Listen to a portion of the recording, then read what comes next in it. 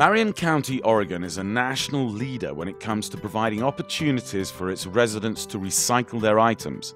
And the transfer station provides a place where proactive residents can be a part of the green cycle. We're at the Salem-Keizer Recycling and Transfer Station. This is where residents can bring recyclables if they don't have curbside recycling or they've got materials that aren't accepted in the curbside program. We do have an extra collection here for many other items that aren't accepted curbside. Again, private businesses have been given the opportunity to take recycled items and turn them back into cash. After it's collected here, it's source separated, so it's a nice pure stream of either glass of different colors or paper or metals, aluminums, tin. And so Allied Waste then gets to market that material and find, the best buyer for it. Marion County has worked hard to partner with other non-profits and businesses to take non-traditional items which could be reused or resold. We have a collection facility for bicycles. There's a program that will go through the bikes, and any bikes they find good usable parts or that they can refurbish, they teach kids how to do that. The kids get skills on refurbishing bicycles. And we also have a St. Vincent de Paul collection trailer here, so if people bring items that are still usable besides bicycles, they can donate them there at the trailer instead of having them recycled, which would break them down. It takes more energy to do that than just to reuse the item as is if it's still good.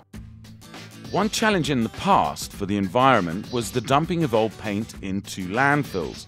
Once paint leaks into the water table, it's very hard to clean up. A new part of the recycling movement is to take the old paint, mix it, and give it away as grey primer. The paint that's collected here and collected from curbside, we have a mixing station up near the transfer pit that gets mixed once or twice a week and then just put back out here for anyone to take for free, so they can use it for a project where they don't care so much about color or if they need a primer or something like that, so that just gets turned around and reused again also. We really try to get people to stop here before they go over those scales and have to pay for their garbage. So they can come in here free, sort out everything that they can find to sort out. They've got electronics and hearing aids and cooking oil and batteries and paper and cans, plastics.